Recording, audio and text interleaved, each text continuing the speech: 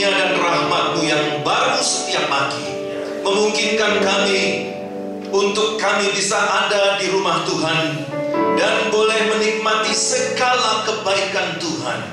Bahkan kami saat ini boleh menikmati lagi firman-Mu. Terima kasih Tuhan Yesus Kristus, karena kami percaya Roh Allah yang kudus akan memampukan kami untuk memahami firman-Mu, sehingga kami pulang dengan membawa sesuatu yang baru, kekuatan firman yang akan mengubahkan hidup kami, keluarga kami, gereja kami, dan orang-orang yang ada di sekitar. Di dalam renungan firman Tuhan, dalam rumah Tuhan di GSBI Berea, dan pada kesempatan ini kita akan membaca firman Tuhan dari Kisah Para Rasul pasal yang kedua, ayat 1 sampai yang ke-13.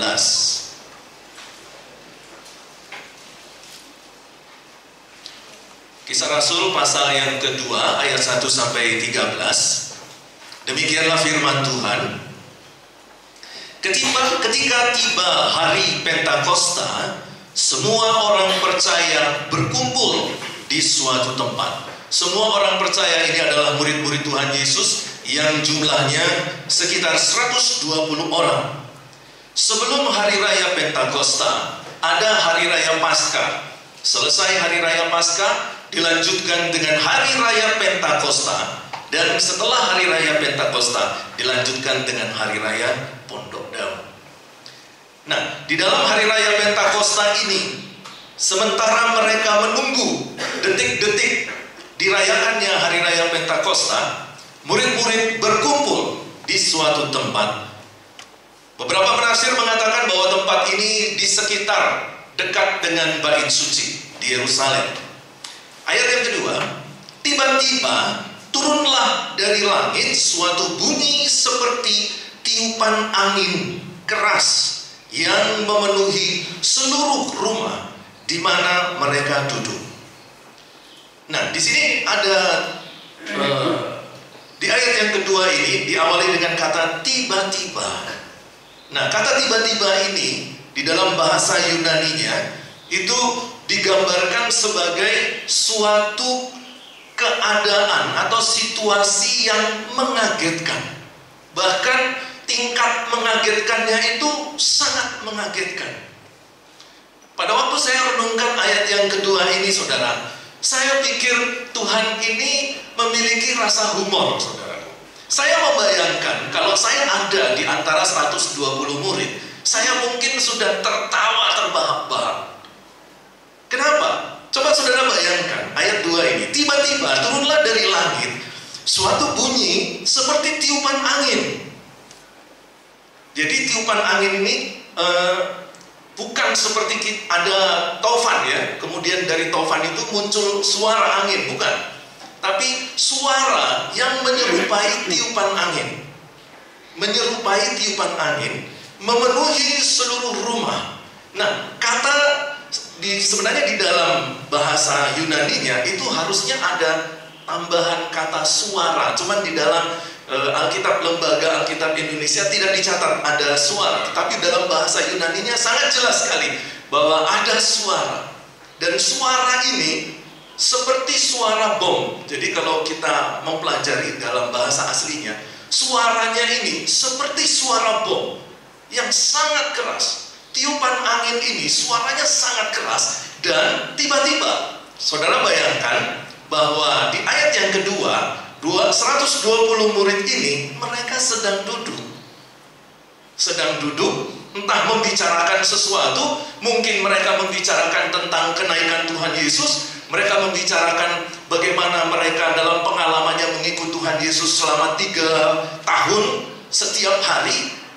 Mereka sedang membicarakan sesuatu. Mereka tidak berdoa. Mungkin mereka baru selesai berdoa. Karena kalau orang Yahudi, murid-murid Tuhan Yesus itu beribadah dan berdoa, itu posisinya tidak duduk, tapi berdiri. Jadi dalam posisi duduk, kemudian tiba-tiba terdengar suara seperti dentuman yang sangat keras, dan itu seperti suara angin. Dan dalam bahasa aslinya dikatakan suara itu sangat mengagetkan. Saudara bayangkan lagi duduk-duduk begitu, dari kan saudara dikagetkan, duor gitu. Loncat pasti ya saudaraku ya. Jadi saya pikir 120 murid yang lagi duduk asik ini mungkin semua loncat. Loncat dan mereka, suara apa ini? Begitulah ya kira-kira. Dan tampaklah kepada mereka, di ayat yang ketiga, lidah-lidah seperti nyala api bertebaran dan hinggap pada mereka masing-masing. Lagi-lagi ketika saya melihat dalam bahasa aslinya, saya kaget saudaraku. Jadi ini gambaran dalam bahasa asli di ayat yang ketiga itu seperti di film-film saudara. Jadi ketika 120 murid ini sedang duduk di satu ruangan, sepertinya di loteng ini ya, di ruangan bertingkat. Kemudian tadi mereka sudah mendapatkan visualisasi kehadiran Tuhan itu dari pendengaran. Ada suara dentuman yang keras.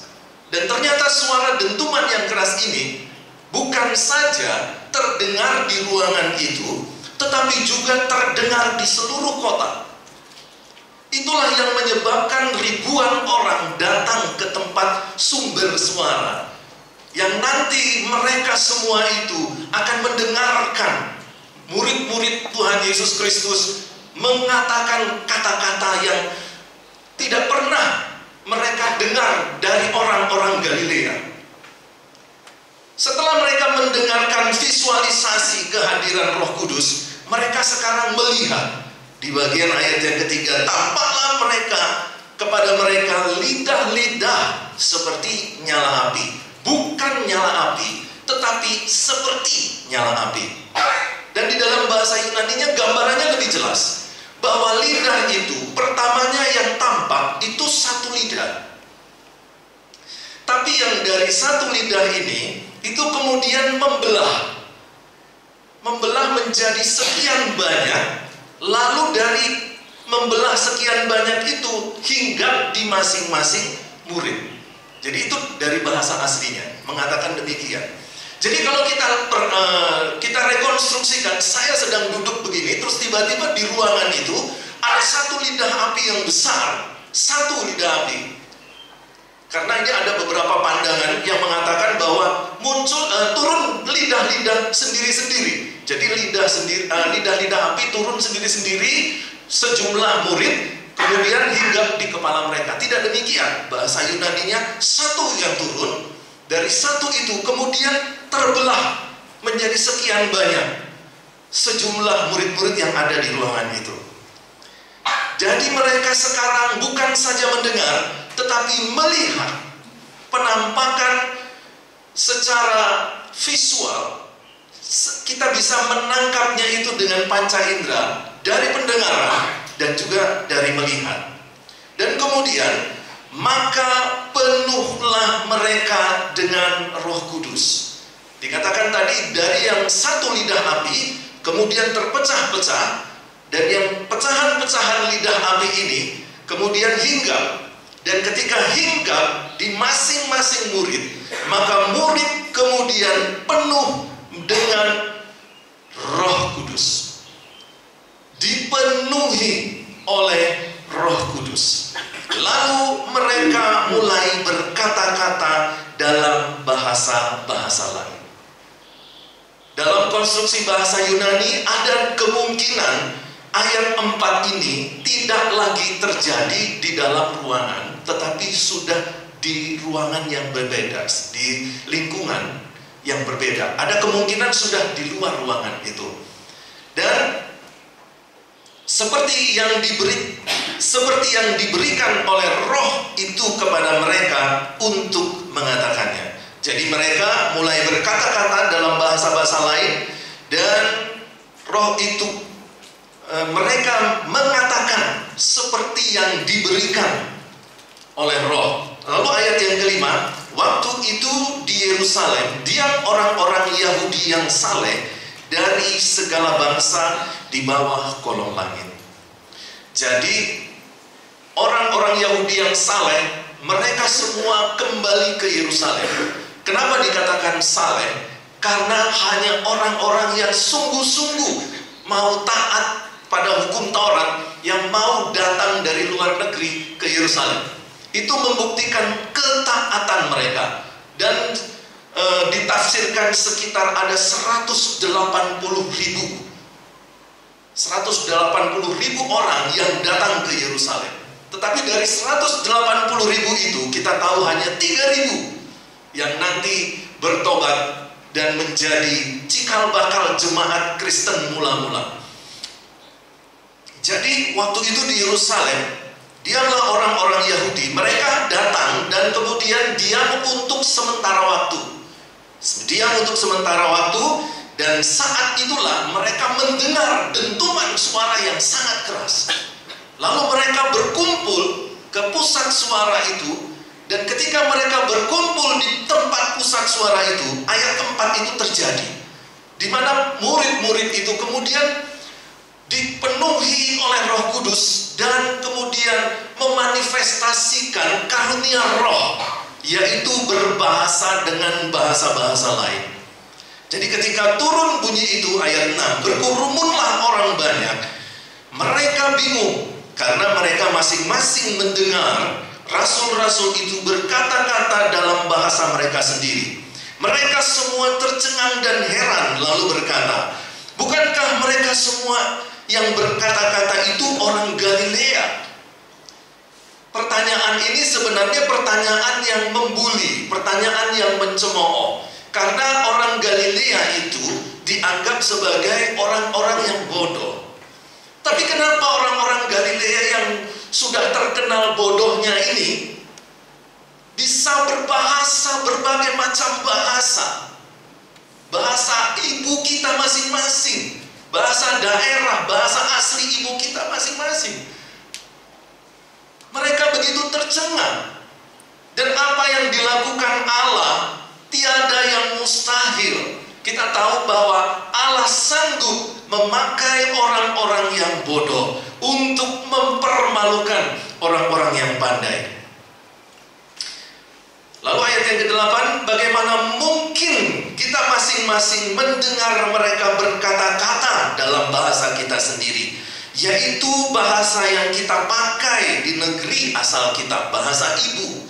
Biasanya bahasa ibu itu sulit untuk dipelajari. Saya sudah sekian lama tinggal di Jawa, tapi saya belum bisa menggunakan bahasa Kromo Inggil, apalagi Kromo Madya, Kromo Inggil, apalagi Kromo Inggil. Yang saya bisa ya bahasa Jawa Surabaya, ya misalnya rungkat, nah itu tahu saya, ya rungkat ente-entean, tahu ya.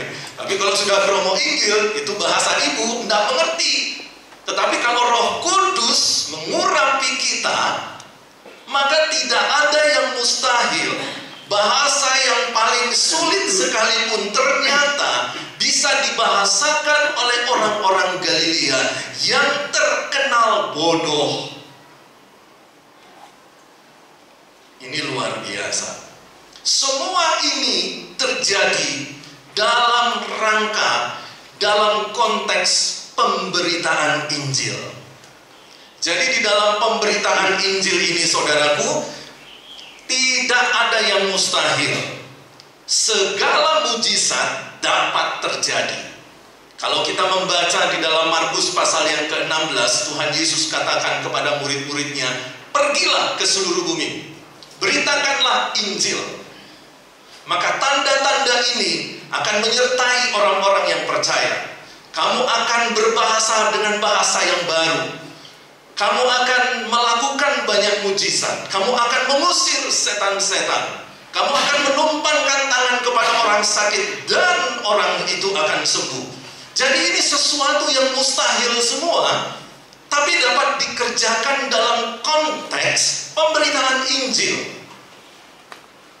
Kemudian ayat yang ke-9, saya ulangi bagian yang terakhir di ayat yang ke-8, yaitu bahasa yang kita pakai di negeri asal kita. Kita orang Parsia, Media, Elam, penduduk Mesopotamia, Yudea, Kapadokia, Pontus dan Asia, Frigia dan Pamfilia, Mesir dan daerah-daerah Libya yang berdekatan dengan Kirene, pendatang-pendatang dari Roma, baik orang Yahudi maupun penganut agama Yahudi, orang Kreta dan orang Arab.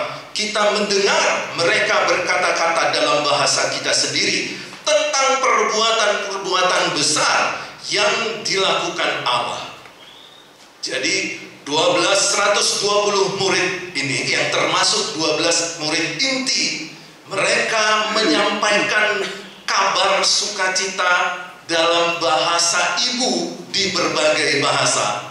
Isi dari apa yang dikatakan adalah perbuatan-perbuatan besar yang dilakukan Allah. Maka tidak heran sementara itu terus berjalan, nanti ada 3.000 orang yang akhirnya bertobat. Mereka semua tercengang-cengang dan sangat termangu-mangu sambil berkata seorang kepada yang lain, apakah artinya ini?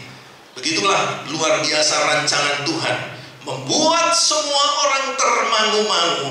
Dan di saat itulah Roh Kudus berbicara, Roh Kudus bekerja, Roh Kudus membuat orang menyadari dosa-dosanya dan mereka bertobat. Tetapi orang lain kemudian menyindir, mereka sedang mabuk anggur. Ya, mereka sedang mabuk oleh anggur manis. Dalam setiap pemberitaan Injil selalu ada yang tidak suka.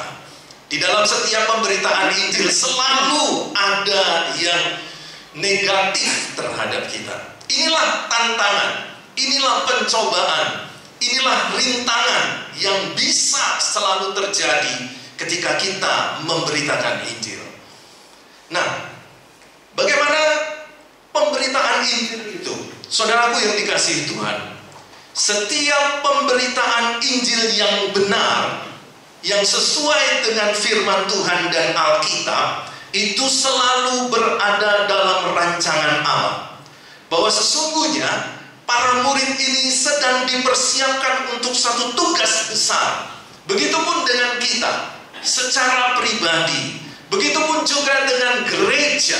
Gereja berada dalam satu rancangan Allah yang besar dalam konteks pemberitaan Injil. Karena itu saudaraku, kita perlu menangkap rencana Allah ini. Kita perlu menangkap rancangan Allah ini, sehingga pemberitaan Injil yang kita lakukan, yang kita rencanakan, yang kita organisir, itu sungguh bisa mencapai tujuan dengan tepat dan banyak jiwa dimenangkan. Bagaimana kalau tidak ada jiwa yang dimenangkan? It's okay, tidak masalah.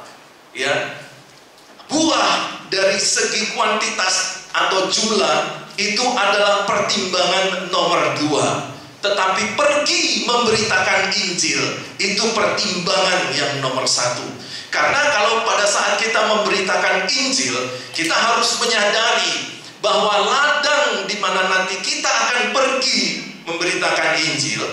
Saudara jangan bayangkan tempat-tempat jauh ya. Rumah tangga kita itu juga ladang pemberitaan Injil. Tetangga kita itu juga ladang pemberitaan Injil. Tempat kita bekerja itu juga ladang pemberitaan Injil. Tempat ladang pemberitaan Injil itu, saudara jangan pikir itu sudah menguning ladang itu.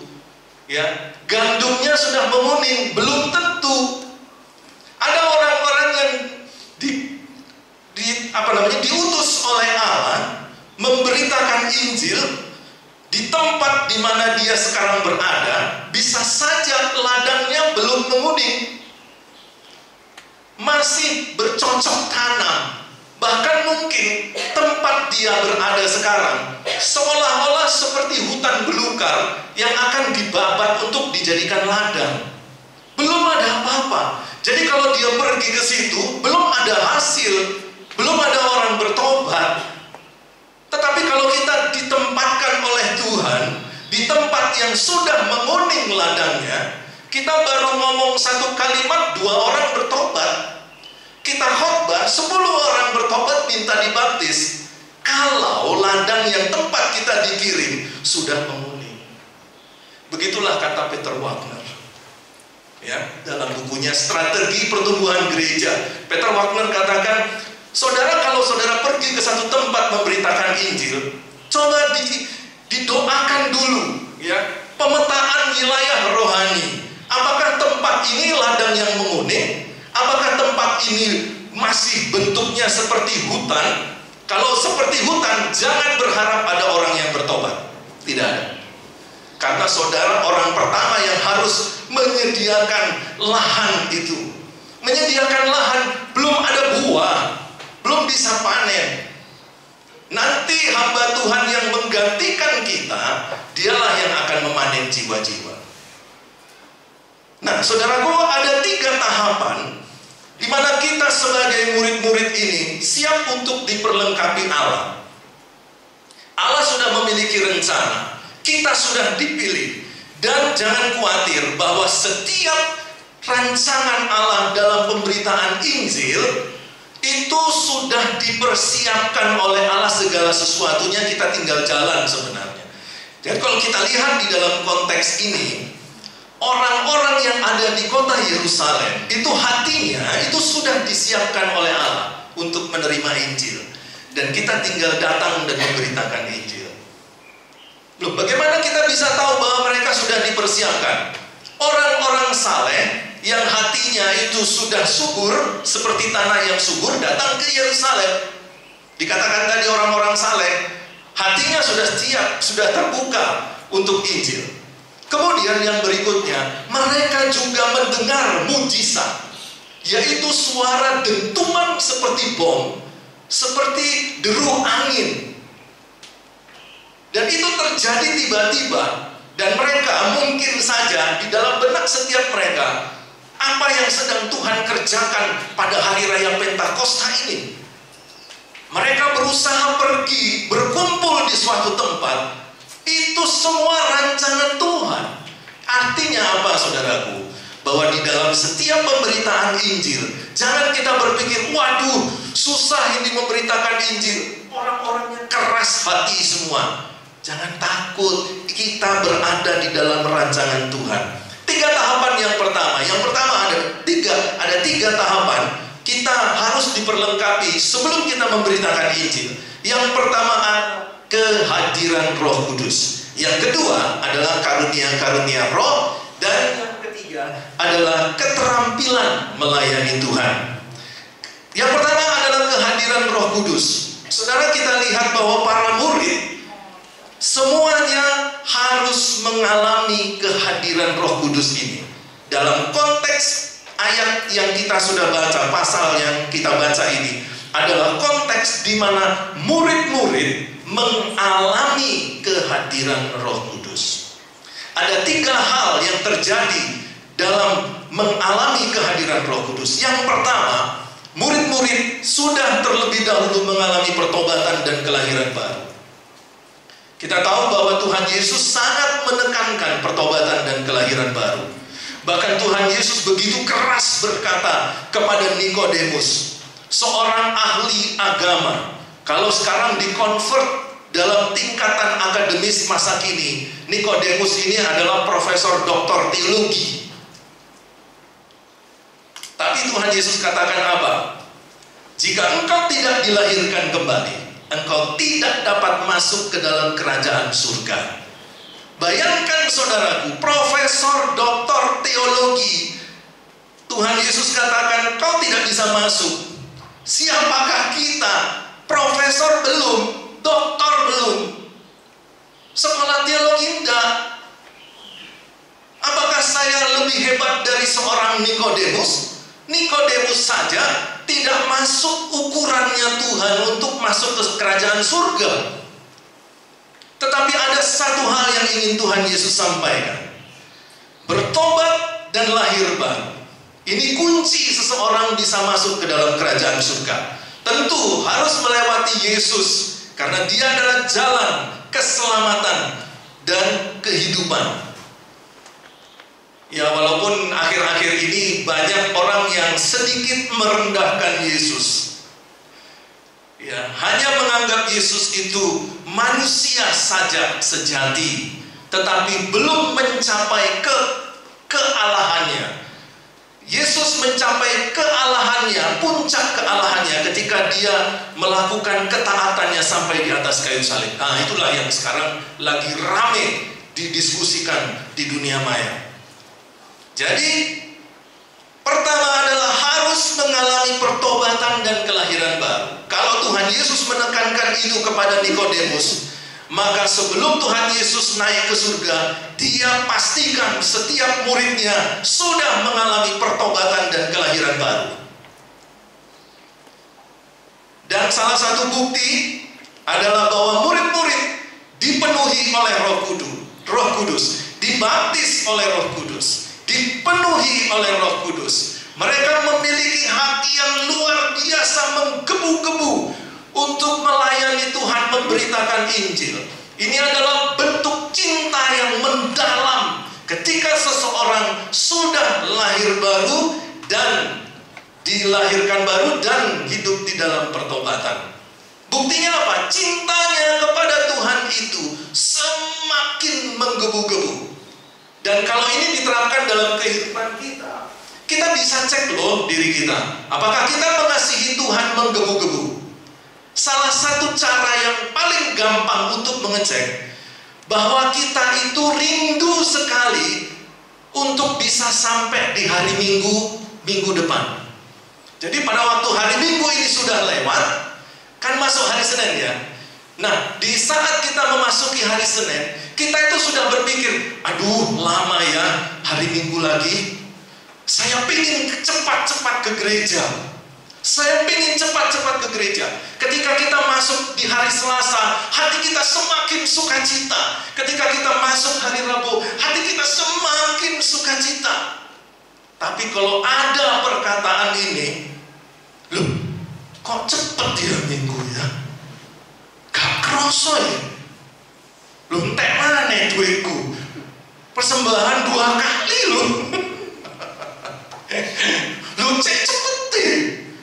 Wah, ini pertanyaan orang yang belum sungguh-sungguh mencintai Tuhan.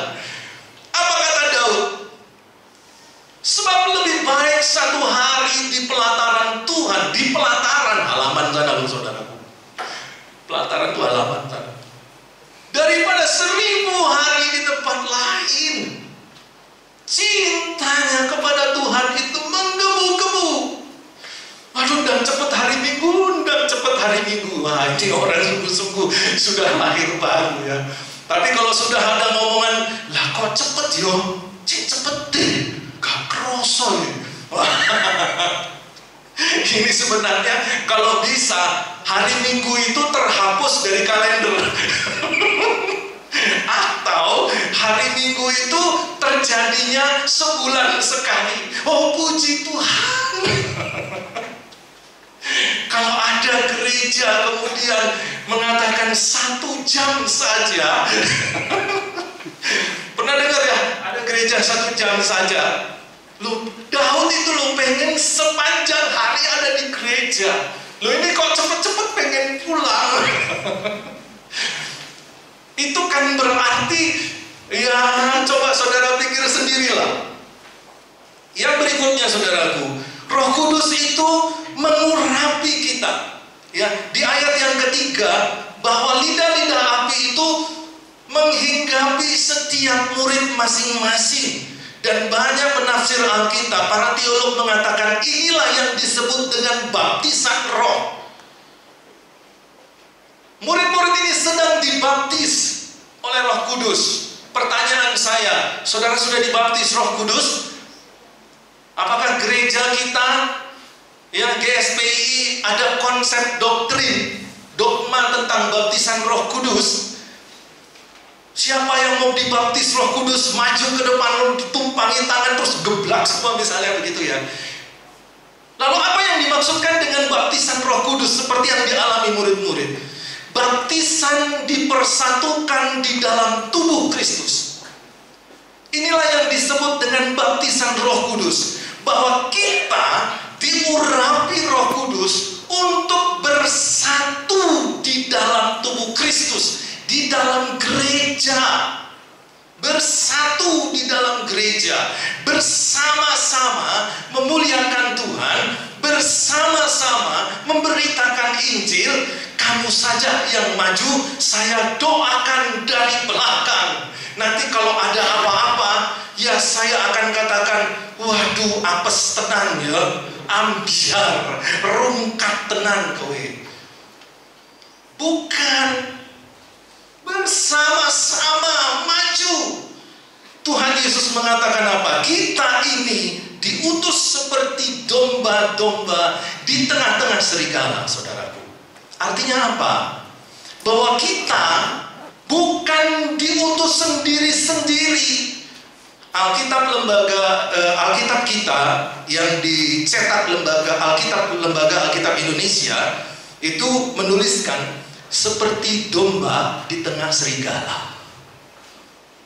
Ya, ini mungkin harus ada koreksi ya saudaraku. Karena di dalam bahasa aslinya tidak dikatakan tunggal domba, tapi jamak probata, domba-domba. Domba-domba ini tidak memiliki kekuatan. Domba-domba tidak mempunyai taring.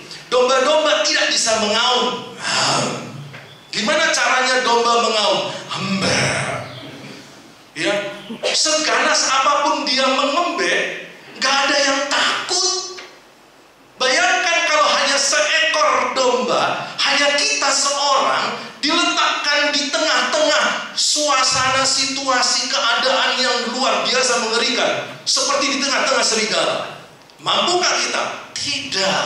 Tuhan Yesus tahu itu. Karena itu Tuhan Yesus utus kita bukan sendirian, tapi sebagai satu tim yang sudah dibaptis oleh Roh Kudus dalam baptisan tubuh Kristus. Kita bersama-sama satu tim, domba-domba, probata, bukan proba. Ya ada tanya. Ta itu bentuk jamak, ta probata. Jadi kita harus mengalami ini. Ketika kita bersama dengan yang lain dalam satu tempat duduk, coba kita katakan, ya saya sendiri pun harus belajar ini ya. Saya orang baru di sini agak sedikit malu-malu. Tapi yang sudah lama-lama, coba kamu kalau datang ke gereja, jadikan ini satu kebiasaan. Salaman, saya senang ada di sampingmu di dalam gereja ini. Katakan, saya senang ada di sampingmu. Saya bangga berada di sampingmu. Mari kita memuliakan Tuhan. Menjalin persekutuan yang akrab, erat, intim, kental sesama kita. Inilah yang disebut dengan persekutuan tubuh Kristus. Kalau kita sudah melakukan ini dan kita laksanakan pemberitaan Injil bersama-sama, kita seperti probata, domba-domba, bukan domba, masuk di tengah-tengah serigala, dan kita akan ciptakan keajaiban-keajaiban sebagai rancangan Tuhan. Kemudian yang ketiga, setelah kita dibaptis Roh Kudus dalam baptisan tubuh Kristus, yang berikutnya adalah kita dipenuhi oleh Roh Kudus. Ayat yang keempat, maka penuhlah mereka dengan Roh Kudus dan mereka mulai berkata-kata. Saudara perhatikan bahwa setiap murid yang sudah bertobat dilahirkan baru, mereka mengalami baptisan Roh Kudus, baptisan tubuh Kristus. Kemudian mereka dipenuhi oleh Roh Kudus. Hidupnya diubahkan oleh Roh. Kemampuannya, daya kekuatannya diberkati oleh Roh. Pemikirannya diubahkan oleh Roh Kudus.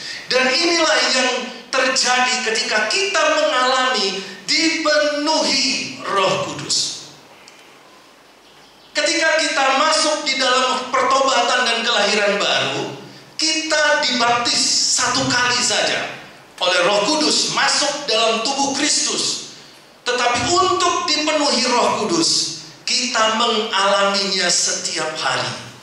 Dan pemenuhan Roh Kudus inilah yang memampukan kita untuk melakukan perkara-perkara besar di dalam kehidupan kita. Saudara, banyak orang Kristen berpikir tanpa memberitakan Injil, tanpa melayani Tuhan, aku bisa melakukan perkara-perkara besar. Tunggu dulu, Alkitab katakan, kau melakukan melakukan perkara-perkara besar, satu syaratnya, memberitakan Injil. Mau doamu dijawab Tuhan, satu syaratnya, memberitakan Injil. Mau kamu mengalami mujizat Tuhan, satu syaratnya, memberitakan Injil. Saudara jangan pikir saudara tenang-tenang di rumah lalu berdoa kepada Tuhan. Oh Tuhan, nyatakan kuasa-Mu, mujizat-Mu berlaku saat ini. Tapi saudara tidak pergi memberitakan Injil. Ditunda mujizat itu terjadi di dalam hidup kita. Persyaratan utama saudara menikmati berkat luar biasa dari Tuhan, memberitakan Injil, melayani Tuhan. Bukan pribadi lepas pribadi ya, bentuk tim. Kemudian saudaraku, ketika kita dipenuhi, dikuasai oleh Roh Kudus, maka satu manifestasi yang sangat jelas, yaitu kita diberi karunia-karunia roh. Nah, karunia-karunia roh inilah yang kemudian memperlengkapi kita. Kita sudah memiliki kuasa Roh Kudus. Maka ketika kita tumpang tangan orang yang sakit, kalau itu ada dalam rencana Tuhan, orang itu pasti sembuh. Ketika kita katakan kepada iblis, "Hei iblis, keluar kau dari orang ini," iblis akan lari terbirit-birit. Jangan sebaliknya. Kita tengking dalam nama Yesus. "Siapa kamu?" "Aku penguasa Gunung Kawi." "Hei kau penguasa Gunung Kawi, keluar dari orang itu dalam nama Yesus." Lalu penguasa Gunung Kawi katakan, "Kok enak, kamu yang pergi dari sini." Waduh, pendetanya diusir sama setannya. Itu terjadi pernah dulu waktu saya lagi belajar melayani Tuhan. Ada teman saya kerasukan. Saya nggak tahu kerasukan apa stres.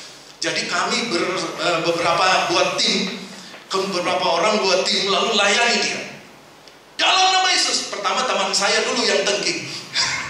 Dalam nama Yesus, keluar. Orang yang gila tadi nih, kerasukan setan, dia yang malah ngusir kami, saudaraku. Kamu yang keluar dalam nama Yesus. Enak aja usir-usir. Waduh, kok saling mengusir ya? Itu jangan terjadi. Tapi kalau saudara sudah dikuasai oleh Roh Kudus, ya, iblis itu akan lari pontang-panting. Kita akan buat dia gemetar. Amin. Kita buat iblis gemetar. Iblis di luar gereja bilang, "Tunggu ya, lu keluar gereja, gua yang bikin lu gemetar." Malam-malam lampu mati, "Papi di mana?" Loh,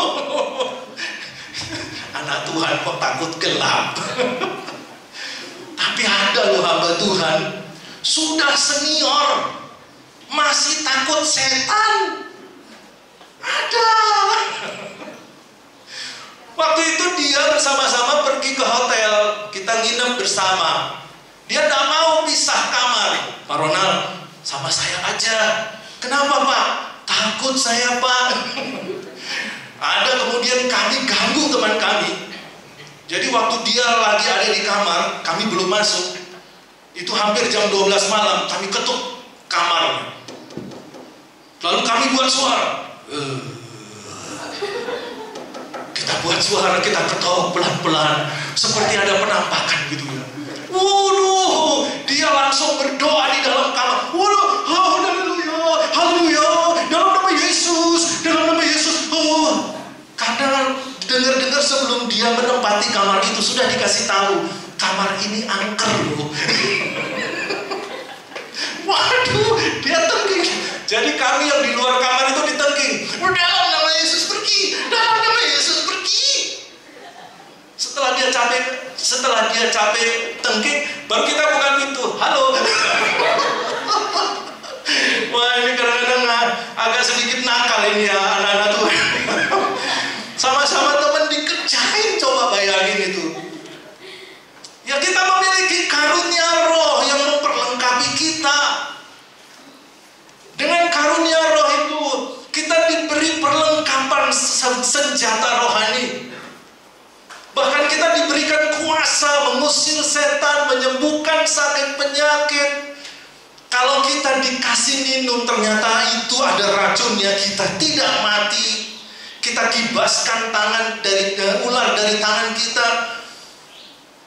Perkara-perkara besar terjadi. Murid-murid mengalami ini. Mereka heran. Mereka orang Galilea tapi jadi hebat. Orang lain melihat mereka hebat. Tetapi persoalannya adalah bahwa Roh Kudus akan memperlengkapi kita kalau kita memberitakan Injil, kalau kita melayani Tuhan. Saudara jangan berharap minta saudara jadi orang hebat yang bisa tumpangi tangan orang sembuh, tapi saudara tidak melayani Tuhan, tidak akan pernah terjadi. Karunia Roh Kudus itu diberikan kepada kita untuk melayani Tuhan. Dan karunia Roh Kudus itu hanya terjadi ketika kita sudah diberikan ladang Tuhan untuk kita melayani. Tapi kalau kita belum ada ladang untuk melayani, belum ada konsep di pikiran kita, saudaraku, perkara-perkara besar itu akan ditunda terjadi di dalam hidup kita. Mujizat-mujizat itu akan ditunda terjadi dalam hidup kita. Petrus katakan, "Guru, apa yang aku dapatkan? Aku sudah mengikut Engkau." Tuhan Yesus katakan, "Engkau akan mendapatkan 100 kali lipat dari apa yang engkau tinggalkan di bumi ini, dan juga engkau akan dapat di surga." Kalau apa? Memberitakan Injil, melayani Tuhan. Saudara jangan berharap dapat berlipat-lipat kalau saudara hanya sekedar menjadi anak Tuhan yang manis tetapi tidak melayani. Karena itu kita perlu, saudaraku, untuk mengerti dan mengetahui apakah sudah ada karunia Roh di dalam diriku. Tentu sudah harus punya konsep dulu untuk memberitakan Injil, ya, melayani Tuhan. Lalu bagaimana caranya kita bisa tahu bahwa kita punya karunia Roh? Yang pertama, yaitu dengan bertanya kepada orang yang dekat dengan kita. Kira-kira saya karunianya apa? Tanya. Kita juga bisa mengevaluasi diri. Orang-orang yang di pelayanan kita bisa melihat kita punya karunia apa. Dan karunia itu jelas, harus jelas, ya, detail, ya. Karunianya ini, ya, mengajar. Karunianya apa? Memiliki iman. Karunianya apa? Menderita. Karunianya apa? Ditraktir. Oh, kalau karunia ditraktir bukan, ya, saudara. Karunianya apa? Menyembuhkan. Karunianya apa? Konseling. Karunianya apa? Berdoa. Dan karunia itu harus kita ketahui. Sekarang saya mau tanya dulu, silakan saudara angkat tangan. Kalau saudara malu, jangan tinggi-tinggi angkat tangannya, gini aja. Siapa yang sudah tahu karunianya? Spesifik, tahu karunianya. Silakan angkat tangan. Oh, puji Tuhan, satu. Ada lagi? Saudara harus punya. Itu bukti Roh Kudus memenuhi hidup saudara, memenuhi hidup kita. Kita harus tahu saya karunianya apa. Kalau saudara tidak memiliki karunia, saudara pergi ke pelayanan, itu seperti saudara adalah tentara yang pergi tanpa senjata, tanpa perisai. Dan kalau sudah punya karunia, harus dipraktekkan. Bagaimana cara mempraktekannya? Memberitakan Injil, melayani, datang ke Pak Pendeta, "Pak Eko, saya siap melayani Tuhan." Apa Pak Eko? Utus saya. Waduh, tolong masak. Duh, kok masak? Oh iya, setia dengan perkara-perkara yang kecil, maka Tuhan akan memberikan perkara yang kecil lagi. Bukan, Tuhan akan memberikan perkara yang besar. Dan itu harus dicoba, saudaraku. Kalau saudara sudah tahu, oh, saya sudah punya karunia ini, coba dipraktekkan. Kalau saudara tidak mempraktekkan, karunia itu nanti akan diambil dari kita, dan kita tidak akan memiliki karunia apapun. Bahkan lebih lagi, kita akan dikirim di dalam kegelapan yang paling gelap, di mana nanti di sana akan terdapat ratap dan kertakan gigi. Begitu kata Matius 25. Jadi ada seorang ibu, saudaraku, dia sudah dilayani, dia sudah mengalami baptisan tubuh Kristus, dia sudah dipenuhi Roh Kudus, hatinya menggebu-gebu ingin melayani Tuhan. Lalu dia pergi ke gereja, dia lihat, oh ada kor ini. Maka dia langsung datang kepada pemimpin kor, Pak, saya mau bergabung, saya ingin melayani Tuhan lewat kor, lewat vokal grup, boleh ya? Oh boleh, boleh. Lalu dites suaranya, coba, do re mi fa sol la si do, do re mi fa sol la si do. Waduh, gawat ini, ya. Hatinya menggebu-gebu, tapi tidak punya kemampuan. Tapi ada sudah segi positifnya, dia mau mempraktekkan, dicoba. Jangan-jangan saya punya karunia memuji Tuhan. Pak, bagaimana dengan karunia yang ini, Pak? Apa? Karunia melihat setan.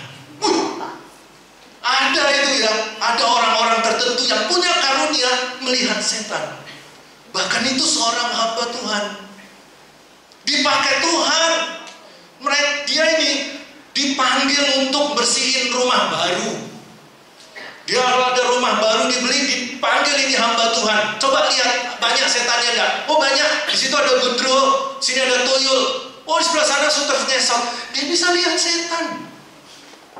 Lalu orang mengatakan, ini karunia melihat setan. Puji Tuhan, hamba Tuhan yang dipakai Tuhan luar biasa. Memang benar ada karunia melihat setan. Saya baca di Alkitab ini beberapa kali dari A sampai Z. Saya nggak pernah ketemu ada karunia melihat setan. Nggak ada. Saya mengajar mata kuliah satanologi okultisme. Saya mengajar mata kuliah itu. Saya pelajari sungguh-sungguh. Nggak ada satupun hamba Tuhan yang tercatat di Alkitab punya karunia melihat setan. Tunjukkan pada saya ayatnya, saya akan berhenti ngajar okultisme. Nggak ada, saudara. Melihat setan itu bukan karunia, itu penyakit yang harus diselesaikan. Ketika ada orang memiliki kemampuan melihat setan, maka sebenarnya jiwanya itu sudah terhubung dengan kuasa kegelapan. Siapapun dia, termasuk seorang hamba Tuhan, tidak peduli. Begitu, saudara. Jadi kalau saudara temu ada hamba Tuhan punya karunia mengusir setan dengan melihat setan terlebih dulu, ya dia dulu yang harus diusir setannya dari dalam.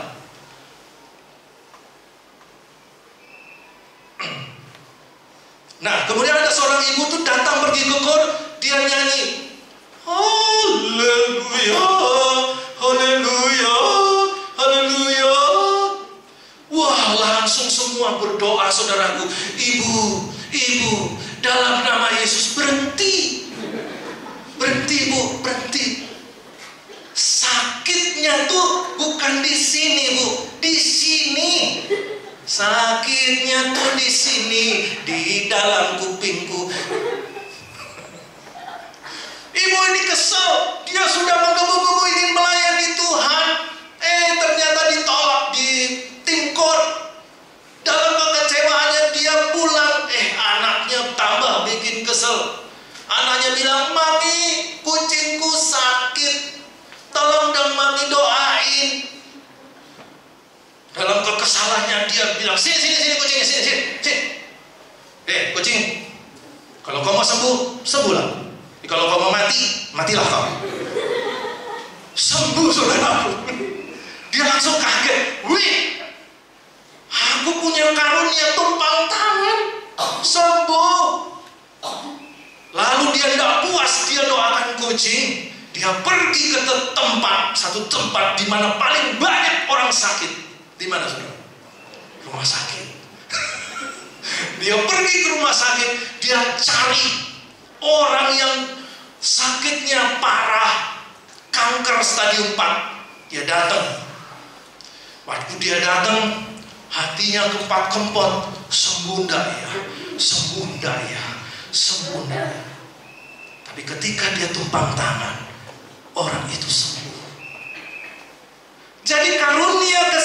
panggilan ilahi itu harus dipraktekkan. Saudara harus tahu dulu, aku punya karunia apa? Praktekin.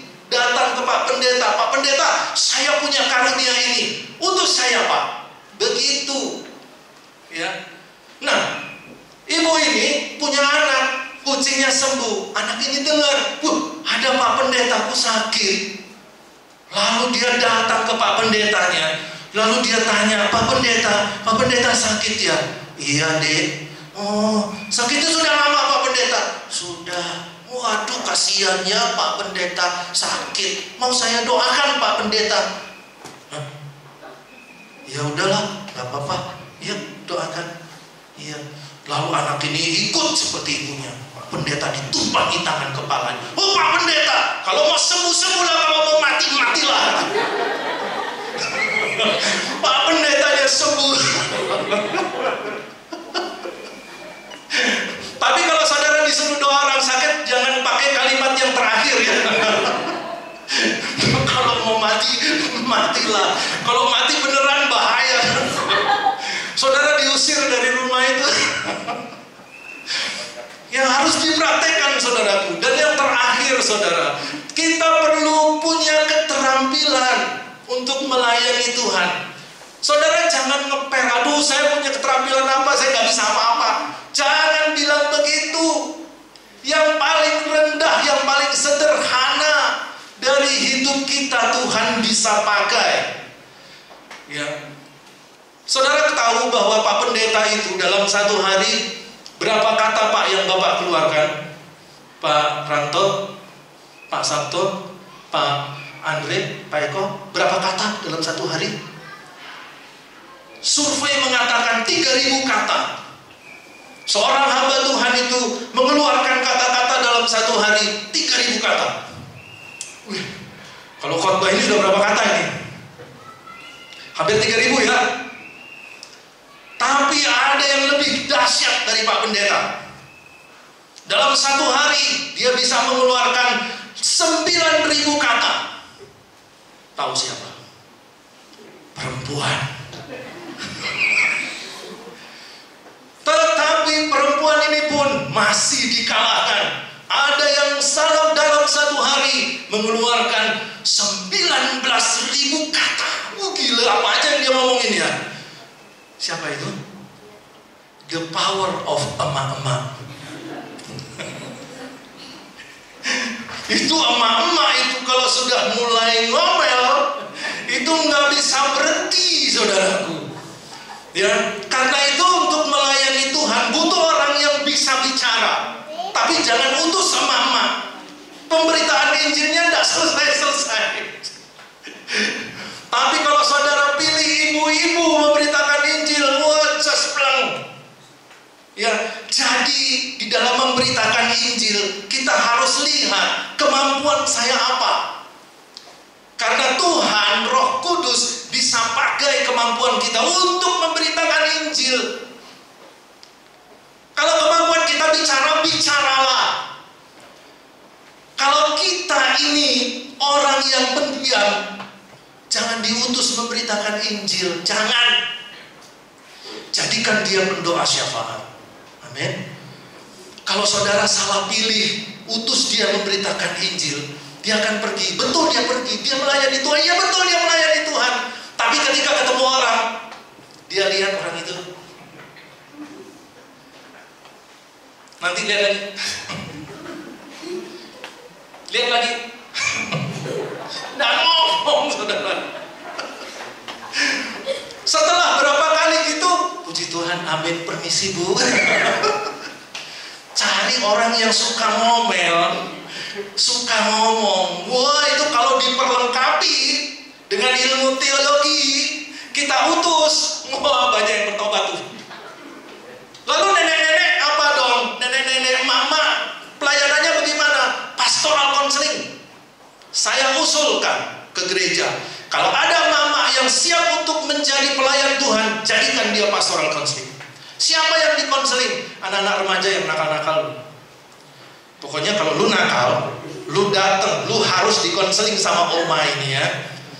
Jadi anak remaja itu seperti kena sambaran petir itu. Iya Oma, 1 jam. Iya Oma, 2 jam. Itu sudah siksaan berat itu. Lebih dari siksaan api neraka. Enggak ya saudaraku ya. Jadi harus betul-betul kita paham, oh saya punya temperamen ini, temperamen saya melankolis. Oh jadi kalau melankolis jadi pendoa, duduk di belakang doa. Oh saya punya temperamen sanguin, jadi penerima tamu. Ini orang yang sanguin kalau penerima tamu, gak usah disuruh senyum, dia sudah senyum. Orang belum sampai di pintu gereja, dia sudah hai. Itu kalau sanguin. Kalau melankolis, dia akan sembunyi. Ya, kalau ada tiga jejer ini penerima tamu, dia di belakangnya dia. Tidak tepat. Tapi ketika kamu tahu kemampuanmu, kamu tahu temperamenmu apa, kamu tahu karuniamu apa, dan Roh Kudus memenuhi hidupmu, maka disitulah terjadi kekuatan Allah yang dahsyat keluar dari hidup kita. Disitulah terjadi saudara menjadi berkat dan orang lain diberkati. Lalu ada satu hal yang kita perlu ketahui agar kita bisa tahu karunia kita, yaitu dengan cara apa?